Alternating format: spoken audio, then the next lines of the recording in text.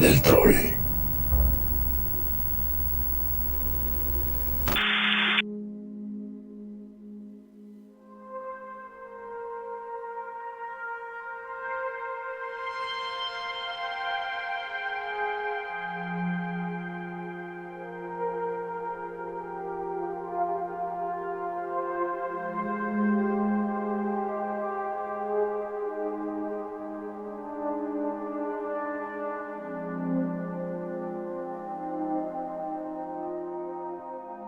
Tras saber lo que venía para el grupo, Mono se fue a hablar con sus asistentes. A estas alturas de la temporada, ya lo sabemos, los asistentes de Mono son en realidad un grupo de dioses menores que están ahí para cualquier situación en la que Mono quiera llamarlos. Mono les informó su plan.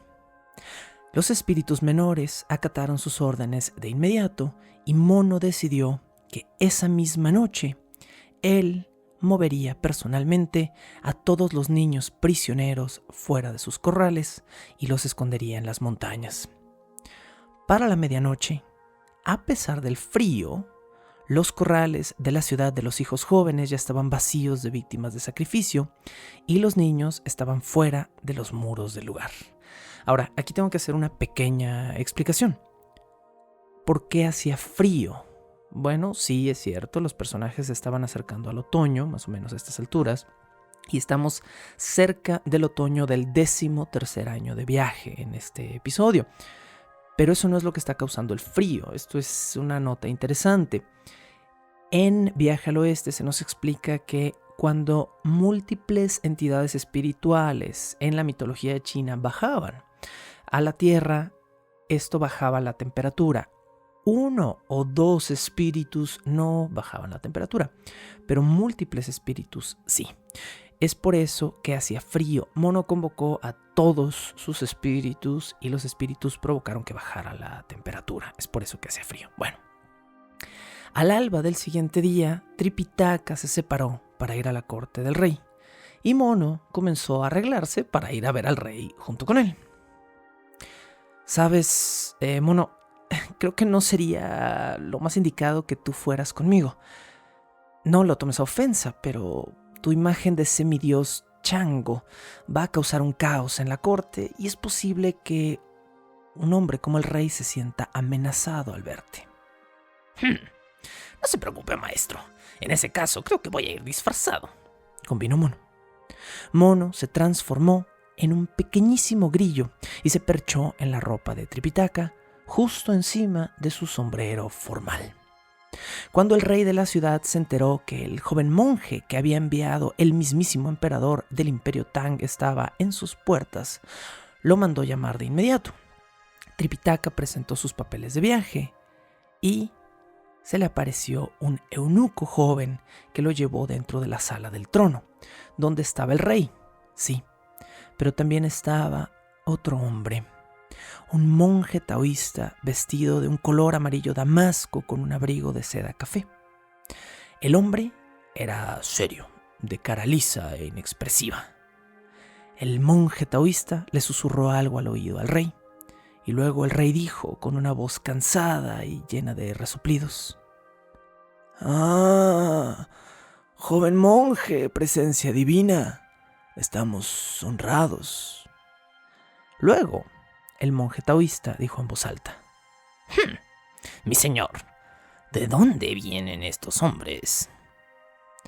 La pregunta parecía ir dirigida al rey, pero fue Tripitaka quien contestó: El Nirvana, mi señor, es el lugar de la iluminación y, como todos sabemos, se encuentra justo al oeste del mundo.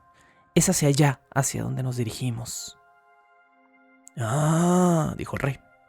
¿Y puede el Buda, a quien le oran y le rezan, conferir la verdadera inmortalidad?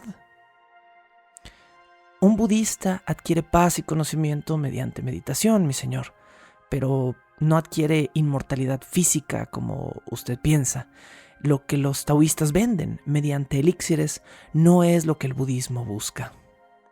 Bah, comentó el monje taoísta.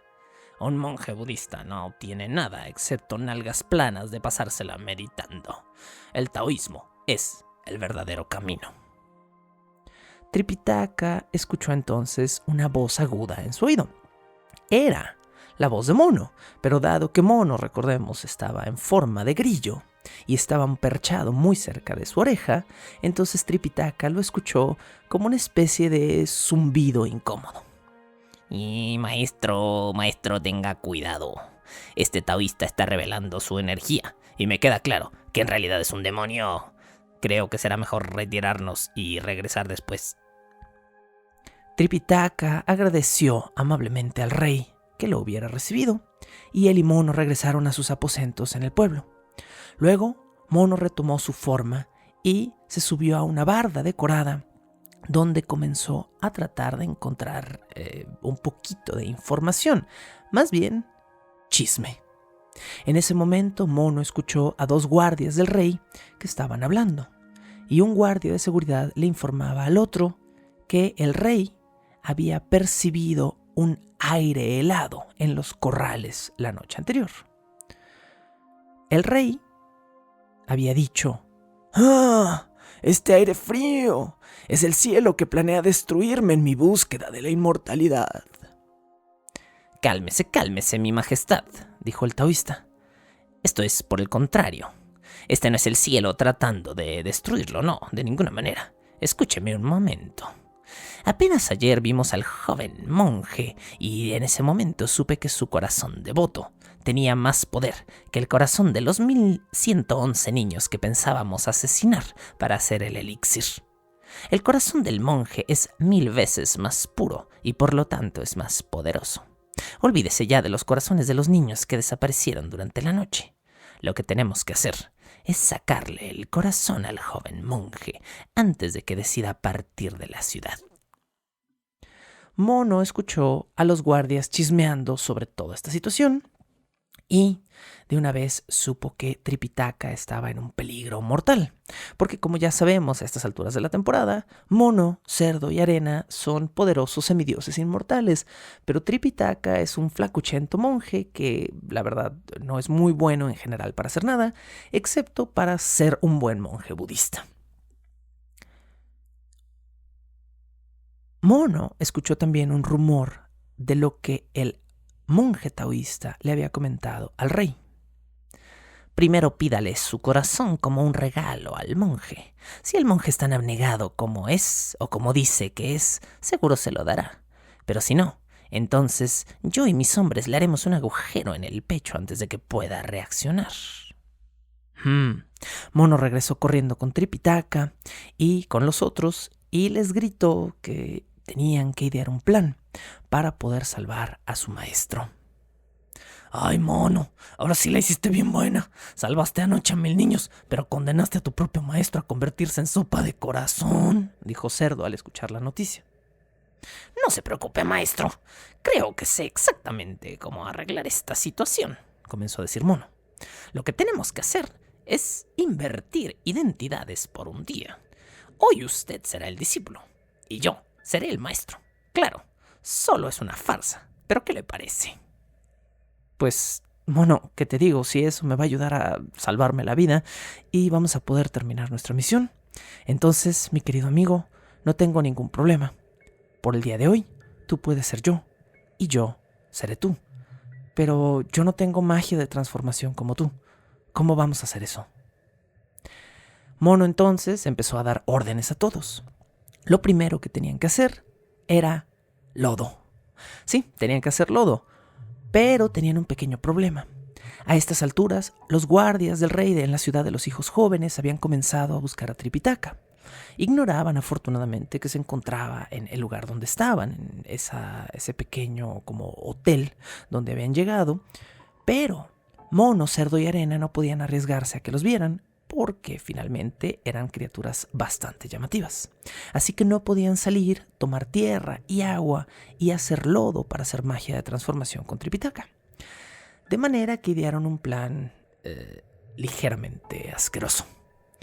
Mono tomó tierra de algunas macetas del patio del hostal donde estaban viviendo y Cerdo orinó en la tierra de las macetas para hacer con ellas un lodazal. Con esta no muy placentera mezcla, Mono hizo una especie de arcilla que moldeó con sus manos para ponerlas sobre el rostro de un muy asqueado Tripitaka. Cuando la mezcla de lodo orinado comenzó a solidificarse en la cara de Tripitaka, Mono moldeó sobre la cara del monje su propia cara de mono hasta que él y el lodo fueron idénticos. Después Mono se transformó en Tripitaka, ambos intercambiaron ropas y, debo decir, lo hicieron justo a tiempo, porque minutos después de la transformación, un oficial de la ciudad entró en el hostal y le dijo al falso Tripitaka, que ahora era Mono: «El rey desea una audiencia contigo, monje. Debes venir a verlo». «Pero yo soy... perdón», dijo Mono, impostando su voz para sonar como Tripitaka. No, pero yo soy solo un pobre monje. ¿Qué podría tener yo que quiera el rey? Llevaron a Tripitaka a audiencia con el rey y la respuesta vino de boca directa del regente, cuando éste le dijo a Tripitaka: «Monje, quiero que me des tu corazón». ¿Podría ser usted un poco más específico? Es que la verdad es que creo que tengo varios corazones y todos son de diferentes colores. ¿Cómo qué tipo de corazón anda buscando? «Queremos tu negro corazón», intervino el monje taoísta con una sonrisa malévola en el rostro. «Ah, quieren mi negro corazón. Claro, sin duda», dijo el falso Tripitaka. «Ya sé, ¿por qué no me traen un cuchillo y me abro aquí el pecho enfrente de todos?» Francamente, el rey estaba sorprendido de que el monje estuviera accediendo de una manera tan amable a regalarle su corazón. El rey, deleitado, mandó traer una enorme daga curva para que Tripitaka se la clavara en el pecho, cosa que el falso monje hizo con un sonido espantoso. Este sonido era su caja torácica, era su placa de pecho rompiéndose bajo el corte del cuchillo. La mitad de los cortesanos presentes en ese momento en la sala del trono se desmayaron y otros tantos salieron vomitando de la corte. Tripitaka comenzó entonces a sacarse múltiples corazones del pecho. Uno rojo, uno blanco, uno amarillo. Un corazón avaricioso, un corazón envidioso, un corazón celoso, otro bonito, uno competitivo, un corazón ambicioso, uno rencoroso, un corazón asesino, un corazón temeroso, cuidadoso, un corazón depravado. Pero ninguno de los corazones que el monje se había arrancado del pecho era negro como el rey y el monje taoísta querían. «¿Dónde está tu negro corazón?», dijo el rey. «En ningún lugar», dijo Mono con su voz original. En ese momento, Mono usó su magia de transformación para volver a su forma. «Los budistas no tienen ningún corazón negro. Sí, tenemos emociones, no somos inhumanos. Al menos, bueno, yo soy en parte animal, pero ese no es mi punto. Mi punto es que los budistas no tenemos oscuridad en el corazón». Tras la revelación de que Tripitaka no era Tripitaka, el monje taoísta y Mono se lanzaron hacia los cielos a combatir. El primero atacó a Mono con un bastón en forma de dragón. El segundo, por supuesto, usó su vara mágica. Tras 20 asaltos, el demonio taoísta sucumbió frente a los ataques de Mono, pero, aunque estaba herido y cansado, no murió. Con sus últimas fuerzas, vestido en un rayo de luz, el monje descendió al palacio para recobrar a su joven concubina y junto con ella desapareció. Aquí una pequeña nota, que es una nota tanto para la gente que está escuchando este episodio número 17, como para la gente que nos está acompañando en un live que se está grabando simultáneamente al registro de este podcast. Y es que, bueno, en el episodio anterior aclaramos que este monje taoísta es en realidad un demonio y este monje lo que hizo fue meterse subrepticiamente a la corte de este rey, instalando una concubina joven, una chica de una apariencia de unos 14 años, en amantilla del rey para poder ganarse la venia del rey, volverse su consejero y entonces pues abusar del poder del rey. Ahora, si están preocupados por la condición de la pobre jovencita, bueno, en unos minutos hablaremos de esa situación. Pero lo que sabemos en este momento es que el monje taoísta descendió vestido en un rayo de luz, tomó a su joven concubina y ambos desaparecieron. Tras su desengaño, el rey se encontraba débil y confundido. Un grupo de eunucos le ayudó a salir del cuarto del trono en busca de su querida novia, porque por los pasados 3 años que el monje taoísta había vivido ahí, nada había embelesado más al rey que su joven concubina. Al grado que la había llamado, recordemos, Reina Belleza. Pero Reina Belleza había desaparecido, y esta vez para siempre. Ahora el rey mandó llamar al verdadero Tripitaka. «Relájese, maestro», comenzó a decir Cerdo. «No creo que esta vez el rey quiera sacarle de adentro otros 10 corazones como le hizo con Mono». Al llegar el grupo a la corte, el rey los recibió diciendo que eran una bola de horrores deformes, incluido, por cierto, Tripitaka, que de momento todavía se veía exactamente como Mono. «Mi compañero con cara de desgracia y yo así nacimos, y me temo que así nos vamos a quedar. Pero no se preocupe, mi rey, mi maestro está mucho mejor exfoliado por debajo de todo ese lodo. En un segundito lo limpiamos y se lo dejamos como nuevo», dijo Cerdo al escuchar las palabras del rey, que se había sorprendido porque pues todos parecían una bola de horrores. Mono se acercó a Tripitaka y le devolvió su forma humana para que pudiera hablar cara a cara, no con cara de mono, con el rey. «Mi señor», comenzó a decir Tripitaka, ¿de pura casualidad sabe a dónde pudo haber ido su viejo y cobarde consejero? ¿Se da cuenta cómo lo abandonó cuando más lo necesitaba?» «Hace años esa lengua de serpiente me dijo que vivía en la aldea de la pura magnificencia, en la colina del Sauce, a unos 100 kilómetros de esta ciudad». El grupo se preparó para ir en dirección a la locación, pero Cerdo, como era su costumbre y como ha sido su costumbre por los pasados 16 episodios de este podcast, se quejó. «Oigan, amigos, no sean así. No hemos comido desde ayer que llegamos al pueblo y ahora este rey nos quiere mandar a 100 kilómetros a combatir. Eso no se puede». Bajo las órdenes del rey y por la queja de Cerdo, todos los chefs del reino se pusieron a cocinar para el grupo de monjes budistas. Y ahora sí, tras un enorme festín de varias entradas y de platos principales, los guardaespaldas de Tripitaka se lanzaron en busca del malvado demonio taoísta. Pero el grupo se topó con una pequeña complicación. Cuando llegaron a la aldea de la magnificencia, no había ninguna aldea en ese lugar. En realidad, a 100 kilómetros de la ciudad de los hijos jóvenes, a donde los había mandado el rey, solo había un montón de enormes colinas.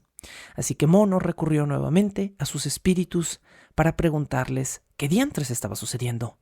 ¿Dónde está la ciudad de la que habló el rey?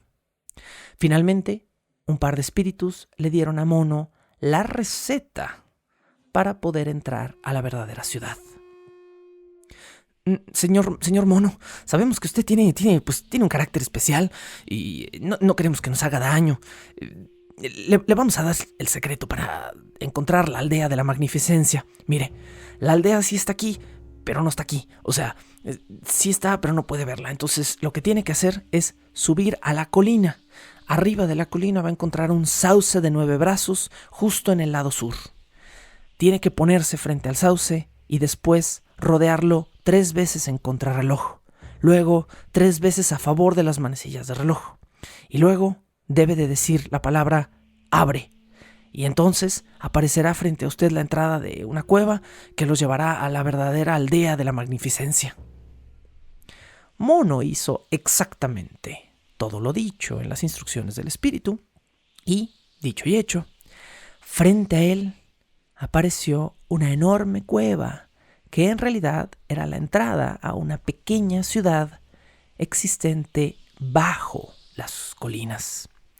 El lugar era impresionante, tenía su propio microclima, tenía su propia flora y tenía su propia fauna particulares. Allí, entre extraños insectos y ríos subterráneos, Mono encontró finalmente a su enemigo y sí, esta vez el monje taoísta estaba acompañado de la Reina Belleza, que se abrazaba al monje como si ella jamás hubiera tenido el más mínimo interés en el rey.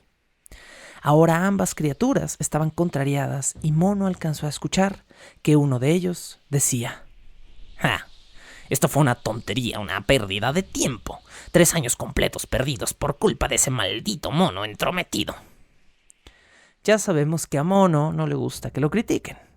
Entonces Mono no pudo soportar más y dijo: Entrometido, mi enorme y rojo trasero. Digo, no, mi rojo trasero, pero no es enorme. Mono salió gritando de repente de entre las sombras para enfrentar en combate a los demonios, y Cerdo lo alcanzó muy pronto. El demonio empujó a los 2 monjes hacia afuera de la cueva para no combatir dentro de la ciudad, y allí se transformó en un rayo de luz fría que escapó hacia el este. Pero cuando Mono y Cerdo se transformaron en luz para también viajar por las estrellas con la intención de seguir a este taoísta malandroso, Mono se percató de que el rayo de luz del demonio estaba atrapado. Este era un espectáculo digno de verse, impresionante. ¿Alguna vez han visto un rayo de luz atrapado por una estrella? Bueno, pues esto era exactamente lo que estaba sucediendo. La vieja estrella del Polo Sur había, comillas, pisoteado al rayo de luz en el que se había convertido el demonio. Al aproximarse Mono y Cerdo a la estrella del Polo Sur, dijeron lo siguiente: Hola, estrellita. ¿De pura casualidad fuiste tú quien atrapó un rayo de luz y lo tienes allí debajo? Sí lo hice, contestó la estrella del sur, pero tengo que pedirles un favor. Este rayo de luz que tengo aquí, como ustedes lo llaman, es en realidad un demonio y al mismo tiempo no lo es. Como muchos de los demonios que ustedes han encontrado en la Tierra, esta criatura fue alguna vez un sirviente inmortal. Pero no es un simple sirviente. Esta criatura alguna vez fue mi viejo corcel, con el cual yo surcaba el firmamento. Pero el tonto caballo se hartó de ser mi monta, se robó mi bastón de dragón y buscó tener poder sobre la tierra con él. Entonces me estás diciendo que ese demonio que tuvo a 1000 niños prisioneros y que estuvo engañando al rey y que tiene una joven y extraña amante que está muy enamorada de él, ¿es en realidad un caballo? Bueno, pues si ese es el caso, encárgate de tu caballito perdido, ponle una buena brida para que ya no se te vuelva a escapar. Y nosotros todavía tenemos que lidiar con su novia, le contestó Mono. Mono y Cerdo descendieron nuevamente a la tierra, reentraron en la cueva del sauce y tomaron presa a la reina belleza, quien de inmediato se resistió e intentó atacar a los monjes. Cerdo se dio cuenta de que la princesa tenía una fuerza descomunal, no solo una fuerza descomunal para una chica de 14 o 15 años, una fuerza descomunal al grado de lo inhumano. Mientras forcejeaba con ellos, la chica comenzó a transformarse, primero en una forma demoníaca y después en su forma normal, podríamos decir. ¿Cuál era su forma normal? Bueno, esto no es un prejuicio, esto es literalmente lo que dice el texto. Ella era una zorra blanca. Y de nuevo, esto es literal, no estoy siendo ofensivo de ninguna manera con ella. Era una zorra blanca, es decir, era una especie de deidad animal blanca. No me la mayugues, Cerdo, dijo Mono. Tenemos que llevarla viva en su forma real para que el rey vea de quién se enamoró durante tantos años, o al menos a quién creyó amar, aunque ella solo fuera una farsante. Mono y Cerdo, y ojo, aquí necesito hacer un paréntesis personal. Mono y Cerdo queman esta cueva subterránea impresionante que tiene su propio microclima y su flora y su fauna. Y esta es una de las partes que me parecen más extrañas de todo este segmento de Viaje al Oeste. ¿Por qué Mono y Cerdo, que son prácticamente dos deidades en busca de la redención, decidirían quemar toda una hermosa ciudad subterránea solo porque sus regentes eran 2 demonios? No sé. Pero bueno, eso es exactamente lo que pasa, ¿no? Entonces, Mono y Cerdo quemaron la cueva subterránea y regresaron a la vieja Bikku, o Bhikkhu. Recordemos que Bhikkhu era el nombre original de la ciudad de los hijos jóvenes, que fue cambiado cuando el rey se volvió un títere de este monje taoísta y cuando quiso doblegarse a sus órdenes por el dominio que tenía su amante zorra blanca sobre él. Todo esto suena muy prejuicioso, pero ustedes me entienden. Bueno. Mono y Cerdo entonces quemaron la cueva, regresaron a Bhikkhu en compañía del avatar de la vieja estrella del Polo Sur, quien les ayudó a presentar las pruebas de que tanto el demonio taoísta como su hija, y aquí es donde se revela la verdad, se supone que este espíritu zorra blanca era la hija del espíritu caballo de la vieja estrella del Polo Sur. Si ustedes están confundidos, yo también, pero esta es la cadena de correlaciones que tenemos en estos criminales.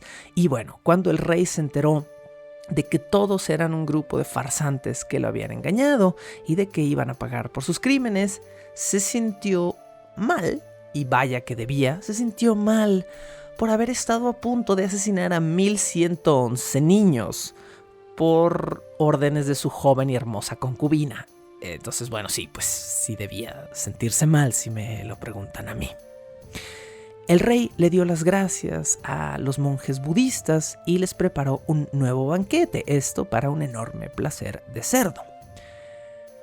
A su vez, la vieja estrella tenía algo de comida que darle al rey. La vieja estrella le dio al regente 3 dátiles de fuego acompañados de una rica y caliente taza de té. Al comer los dátiles de fuego, el rey no solo mejoró de repente su semblante, también cambió su porte, su piel. El rey se rejuveneció de inmediato, sus canas se dieron frente a un cabello joven y lustroso, y todo rastro de la supuesta enfermedad que lo había achacado por los años anteriores y que por supuesto le había provocado el mismo demonio que era su amante, desaparecieron de su cuerpo. Y además, ahora, con los 3 dátiles de fuego que le di, el rey vivirá una vida larga y sana, dijo la vieja estrella del polo antes de marcharse del reino.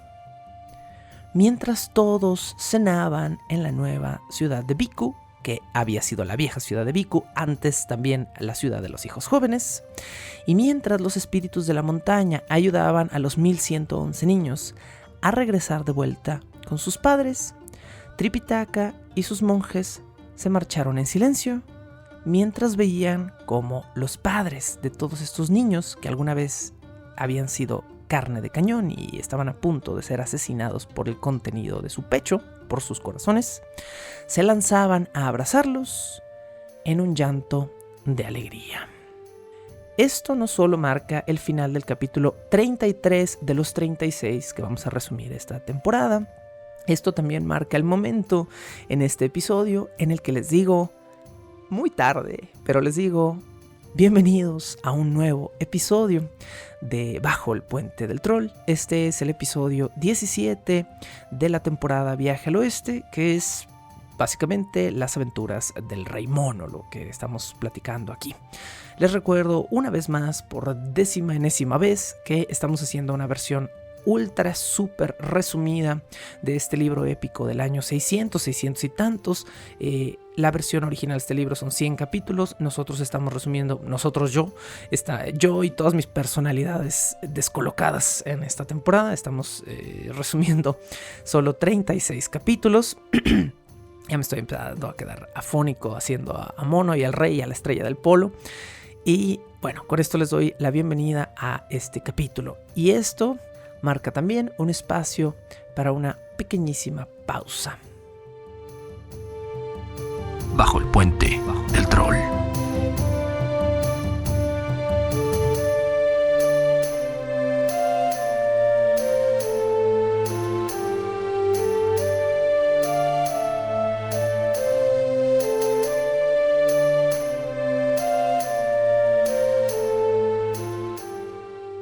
Me parece que ya estamos en la India, pero aún así podríamos no estar necesariamente cerca del monasterio del trueno, donde nos dijo el Buda que se encontraban las escrituras sagradas que estamos buscando. Dijo Mono al grupo cuando pasaron de largo la montaña de las nieblas escondidas. A los pocos kilómetros de la ciudad, los monjes se toparon con un poblado que tenía en su centro un agitado mercado. Allí, Cerdo, quien tenía una enorme nariz, siguió dicha nariz hasta un puesto de comida, hecho que no le pareció muy gracioso a un grupo de oficiales que estaban comiendo cerca del lugar. Afortunadamente para Cerdo, Tripitaka, el único humano del grupo, intervino y los oficiales interesados en Cerdo se dieron cuenta de que Tripitaka tenía papeles y permiso de estar en la ciudad. Entonces, uno de los oficiales le dijo al monje: Bueno, en ese caso, bienvenidos. Han alcanzado el Fénix Inmortal. Sí, efectivamente están en una prefectura de la India. Nos encontramos en una mala racha, la verdad. Desde hace meses, nuestro prefecto ruega por lluvia, pero la lluvia no llega. Nuestros ríos se secan y nuestra gente se muere de hambre por falta de cosechas.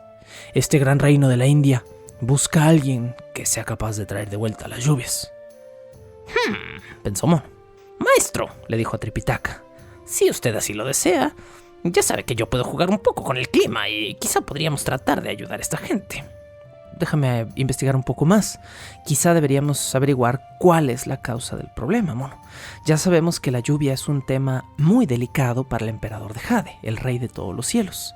Así que no quisiera intervenir en algo que él no está ordenando, dijo Tripitaka, mientras Cerdo había comenzado a comer peligrosas cantidades de comida en el puesto de comida cercano.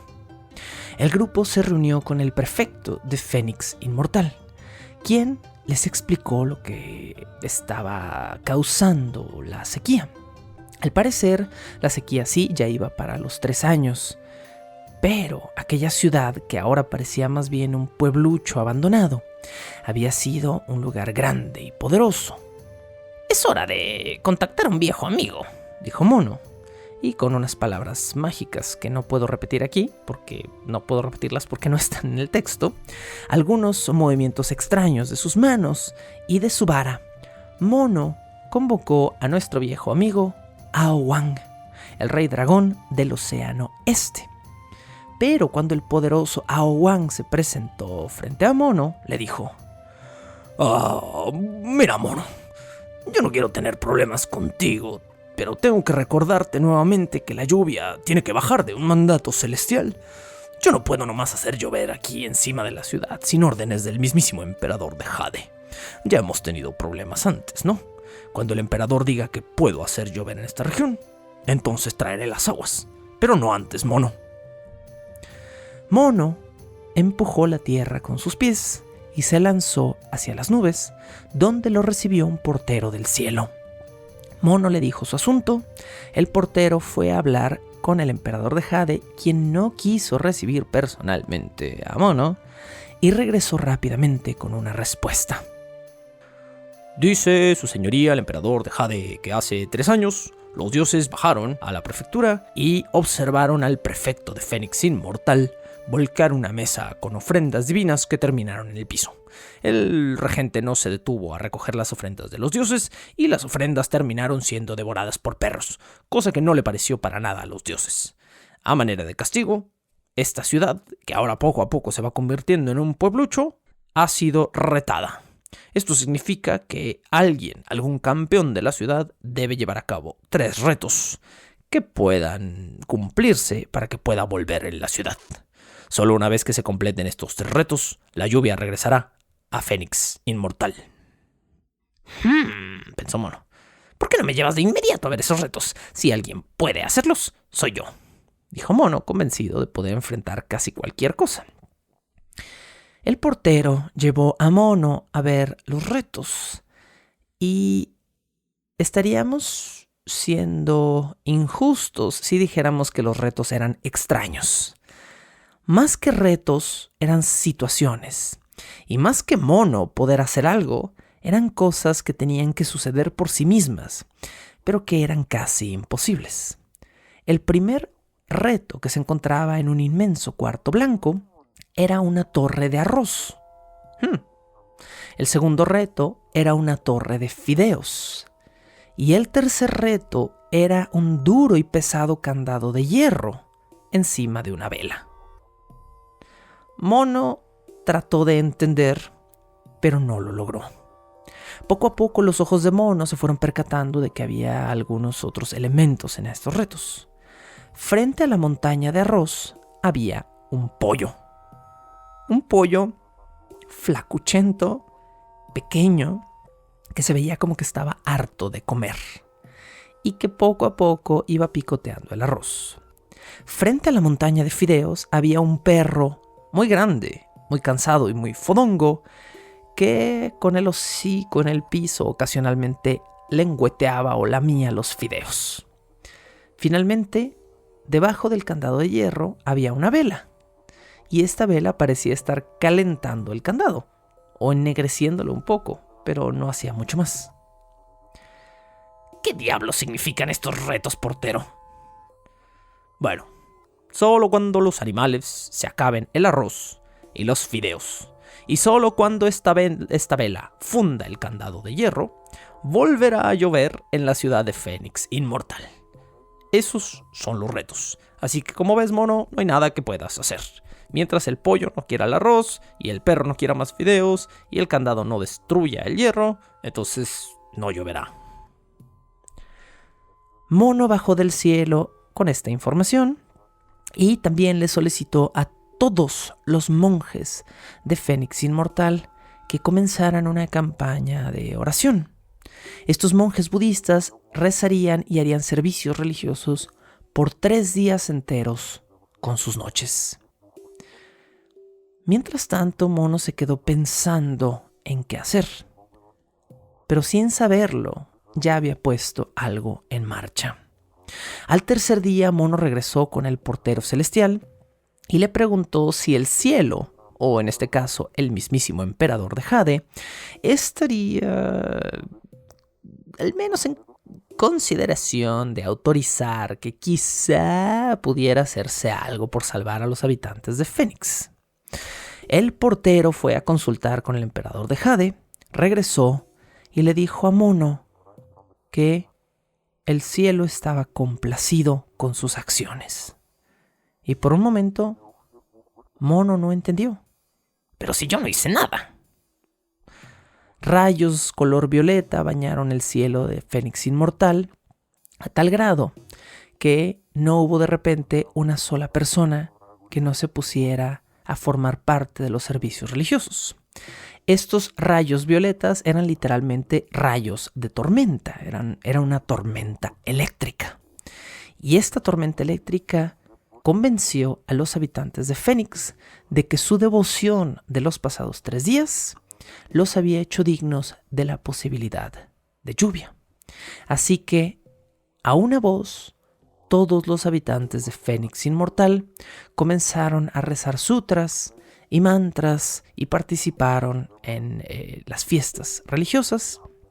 Y todo esto sucedió mientras Mono seguía en el cielo. El heraldo del cielo recibió un llamado, se marchó y luego regresó a avisarle a Mono. Bueno, parece que ha pasado algo interesante. El arroz y los fideos han desaparecido, y el hierro del candado misteriosamente se ha roto, como si la vela lo hubiera fundido. Mono no podía creer esta información. Por primera vez en toda la historia de su existencia, y vaya que sabemos que la existencia de Mono es larga. Mono existe desde casi que existe la Tierra misma. Mono por primera vez había logrado resolver una situación, un conflicto, sin violencia, hablando, pidiendo cosas y confiando en otros. Cuando Mono regresó a la ciudad de Fénix Inmortal, la ciudad estaba casi ahogada en un chubasco maravilloso. Mono llegó con Tripitaka sin entender bien todavía lo que pasaba, y Tripitaka, su maestro, lo alabó. Mono, hace una semana salvaste a más de 1000 niños. Hoy salvaste a todos los habitantes de una ciudad, y por primera vez en tu vida lo hiciste dialogando y con compasión, no agarrando a la gente a varazos y utilizando tu cualidad inmortal. Esta es la primera vez que te veo hacer magia en el mundo, le dijo Tripitaka. Tripitaka y Mono celebraron la lluvia, mientras al fondo Cerdo se quejaba de que al día siguiente, sin esperar un festín, un banquete, hospedaje gratis o ningún regalo en oro y especias, los monos se marcharían, ahora sí por fin, hacia el monasterio del trueno. Este brevísimo capítulo parece un poco sin chiste, ¿no? Este capítulo 34 de Viaje al Oeste lo titulo yo no oficialmente La devoción de Mono, y es una simple lección dentro del tema de Wu Cheng-en, ¿no? Dentro del tema de que Wu Cheng-en, hemos aprendido a lo largo de estos 17 episodios, parece ser un partidario del budismo, no del taoísmo, no necesariamente del confucianismo, aunque él defiende en distintos puntos de la historia épica que las tres son fees verdaderas o creencias verdaderas. Claramente él era un partidario del budismo, ¿no?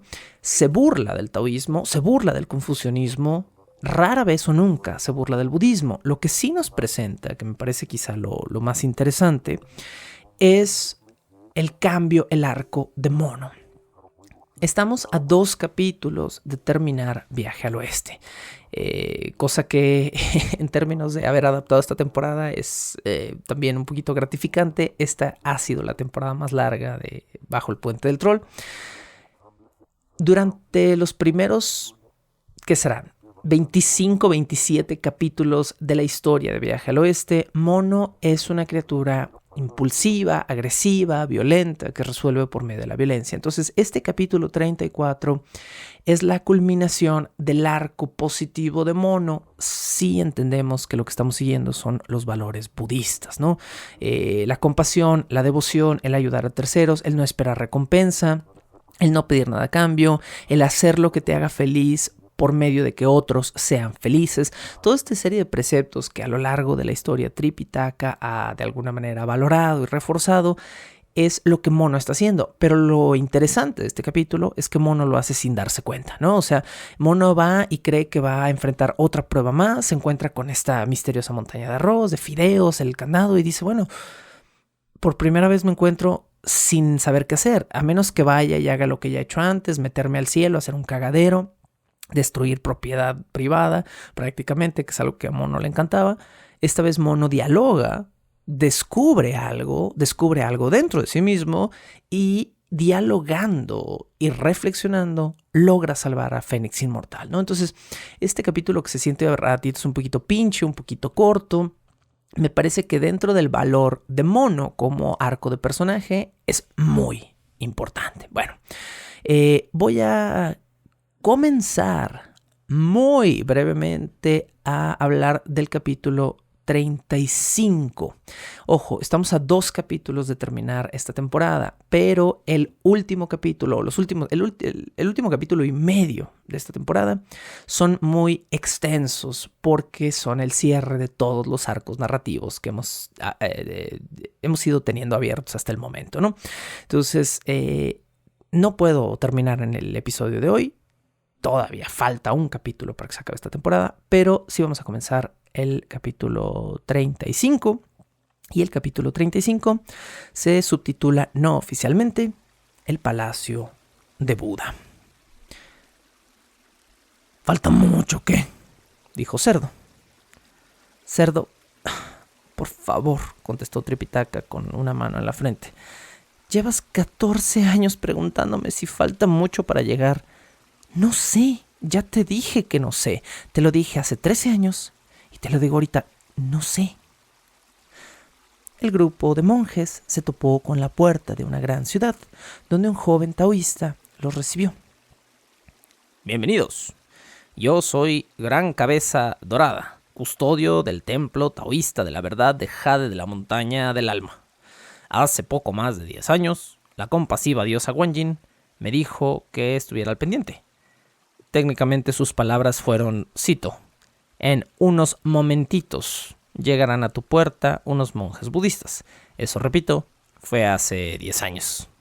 No cabe duda que los dioses tienen un sentido distinto del tiempo. Pero bueno, finalmente están aquí. Bienvenidos. Hay té y comida para todos adentro.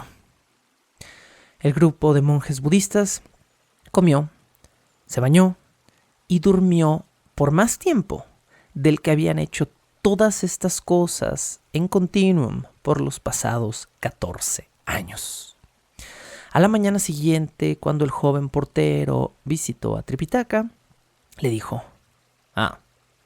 Te ves muy bien, monje.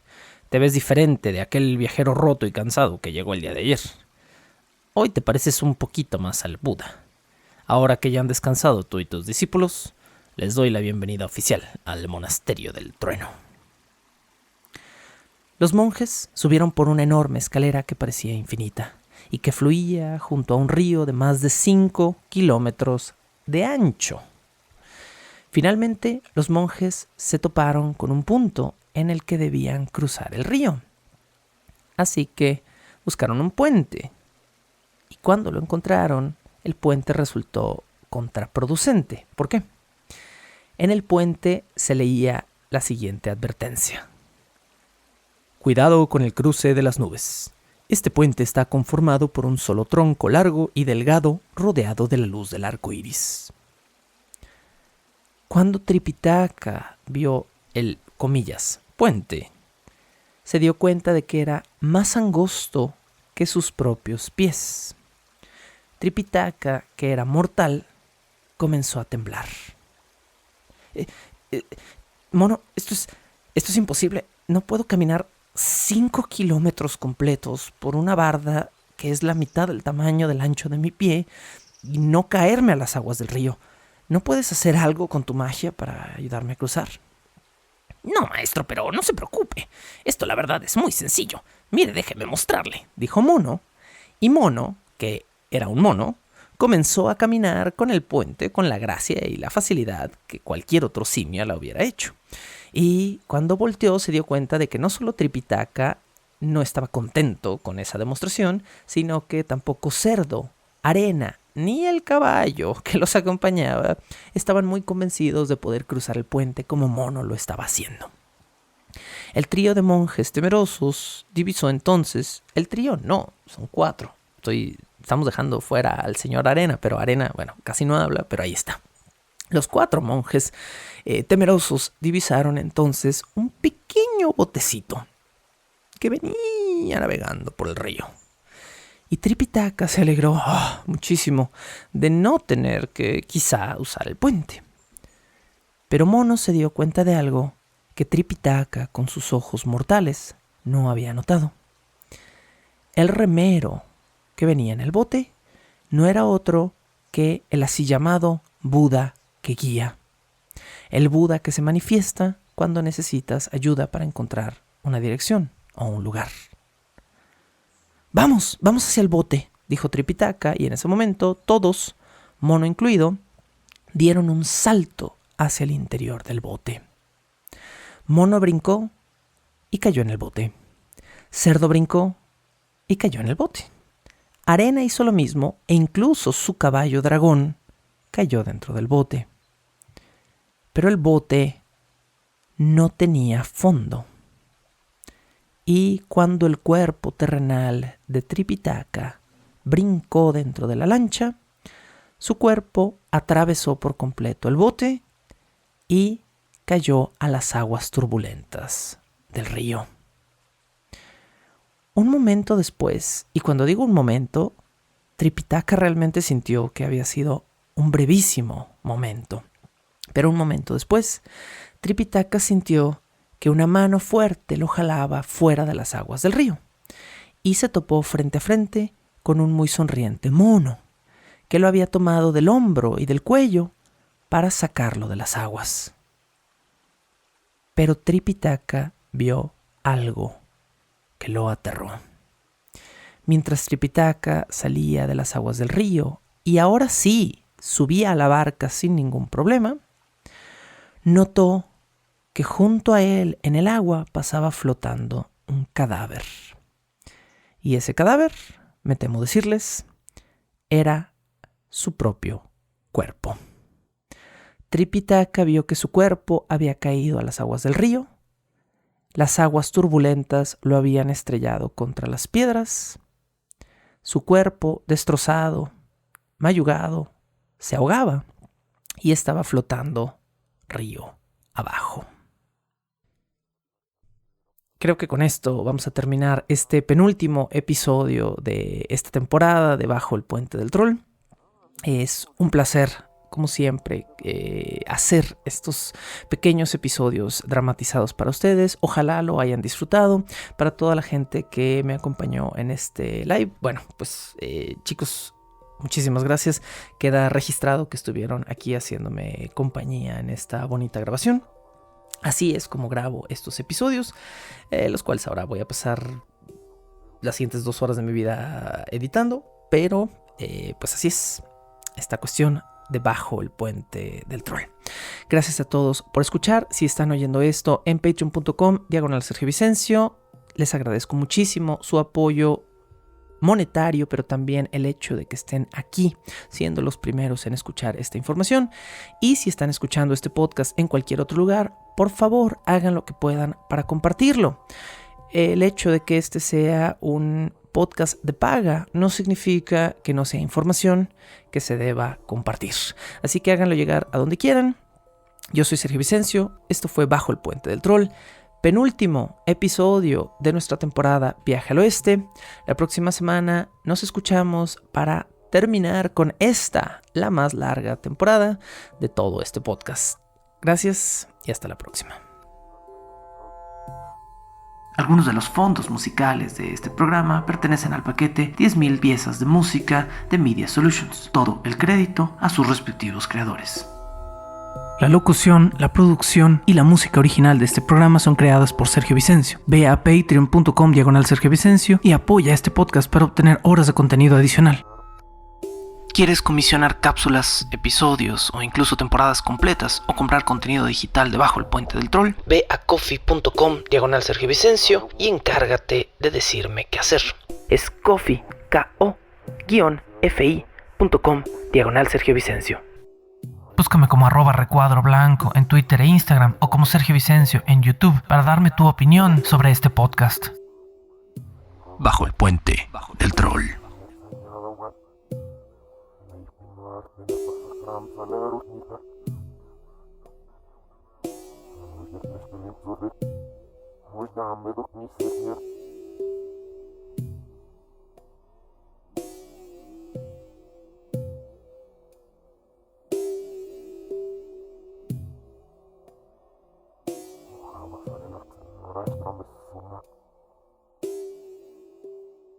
Para